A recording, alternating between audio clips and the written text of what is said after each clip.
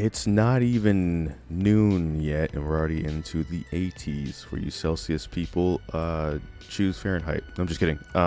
It's like 82, which is like 28 Celsius. You just swap the numbers for that one, which is kind of a neat fun fact. But anyways, let's talk Jinx patch 13.16 notes. So forgive me if the quality of this one isn't up to par. It's hot and I want to already stop recording. We don't got AC. We'll talk about AD carry changes because Jinx wasn't actually changed on this patch, which while she wasn't buffed, she wasn't nerfed, which is pretty good. It's considering we're going to like the Worlds patch, that era, split 2 for ranked, which is already a silly idea, but that's a video for another time to split up ranked, so people have to play more ranked. That's jolly. But we do have some AD carry changes, and one of them a rival of Jinx, Caitlyn, of course, Hat Lady. The passive stacks per headshot are being reduced. There was another buff, I believe, that was on this patch, and it looks like they're not shipping it. But basically, if you don't play Caitlyn, you gotta shoot people like 7 times for the headshot proc. But here's the thing, a little fun fact. If you're in a brush, you get 2 stacks per shot. Not a lot of people know that, and obviously when you're out of laning phase or you're fighting in like the middle of like mid lane or you're seizing bear, you don't have time to go to the brush to try and make sure your stacks are doubled. So they're just deciding, hey, what if we, we're going to leave that. It's still up to 6. It was getting reduced to 5 at one point, but it's not going to be 7 anymore. So you don't have to do that so much. If you want to take advantage of that, you can actually be in the lane a little bit more and enjoy stacking your shots. What does this mean for the Jinx Caitlyn matchup though, is the headshot proc is going to be up every 6 auto attacks instead of 7, which would add up over time. Ideally, if the Caitlyn is at least auto attacking minions and trying to poke you, over the course of a 10-minute laning phase, there's a lot, and that extra one will add up. And again, it was going to be 5, but it also means that she only has to be in the brush for 3 auto attacks if she is using that to her advantage, because she does have the range. So keep that in mind. As Jinx, if Caitlyn's in the brush, every 3 auto attacks headshot proc, especially once they start getting items in the laning phase. Lucian, meanwhile, is getting a passive on-hit damage increase. So Lucian's an exciting champion and fan favorite, obviously for Worlds coming up, but unfortunately isn't performing well at this point in time. So their bonus magic damage on hit is going from 10 plus 15% AD to 15 plus 15% AD. They are supposed to be like a lane bully trading kind of AD carry as it is. So it makes sense they would buff something that would help his trading so that he could try. Because the thing about like lane bully AD carries is their job is to be able to come out on top on their own with some support help, sure, but they're supposed to win lane essentially. And Lucian, what they're basically kind of saying is he's a lane bully, but he's not really bullying all that well. But we don't want him to bully too much that he goes back to being a solo laner.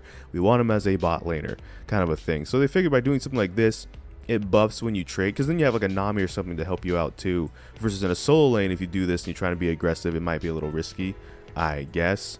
So in the Jinx Lucian matchup, just know that when he's going in on you with the passive proc, like, because people debate flashing his passive shots because of how powerful they seem to or not to be, they're going to be a little bit stronger this time. So if you just don't want to risk it and you have flash and you think you might be a little low, it would be worth flashing that if you are Jinx in the situation. Tristana, base armor and armor growth increase, base health and magic resist decrease. So while the base armor and armor growth will go up, which as an AD carry you do physical damage, which armor negates a little bit, the base health and magic resist is being decreased. So it looks like they want to be able to make Tristana both squishier but not squishier at the same time. And I guess if she's going, oh no, actually I'm stupid, this is probably a mid lane Tristana nerf, because mages and stuff tend to go mid lane. So if you base or you increase the armor and you make the armor growth go up, it entices you to want to play Tristana against physical damage champions, which you will find back in the bottom lane as Tristana. Whereas the base health and magic resistance being decreased, you're going to get popped more by mages more than anything else. As a matter of fact, it says in the notes where physical damage is more prevalent, but be weaker against mages who want to maybe be able to fight back. Yeah, it's basically okay. So if you don't know, Tristana has been it's okay if I just read the notes. Tristana has been terrorizing the mid lane in pro play recently. She sure has. That's where I'm talking about all this from. And so she's also hard to gank and a lot of other things. So yeah, they want her back in the bottom lane, and this is how you do it. You make it so that she's a bit tougher to deal with by AD carries, but Rise and stuff like that can bully her a bit more, so she doesn't want to be in the mid lane. So in the Jinx Tristana matchup, it is interesting because Jinx doesn't have this problem of needing to have less magic resist and base health because she's in the mid lane.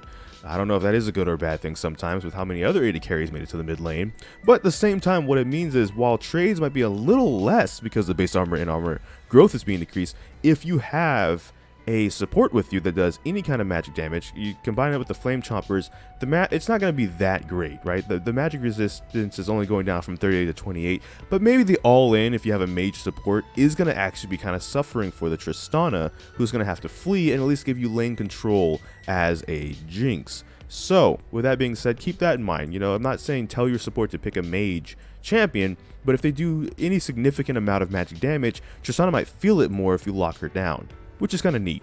Honorable mention to the Immortal Journey skins because one of them is Sona, so you might see Sona and Soraka. Man, if you made it this far in the video, you can have that one, you know, Sona. There we go. You might see Sona in your games in the bottom lane because these two champions are supports, as well as Zeri, because that is an AD carry player, as well as the prestige edition of Sona. So with that being said, that's all for this video. It's hot. I'm ending the video. Thank you so much for watching this video, though. If you feel inclined, make sure to like, comment, subscribe. Hit that bell notification, the actual subscribe button. But I don't know which video will be next because life can have a lot of kinks. So until this time, take care. ggGetJinxed. Thank you for watching and enjoy pizza responsibly.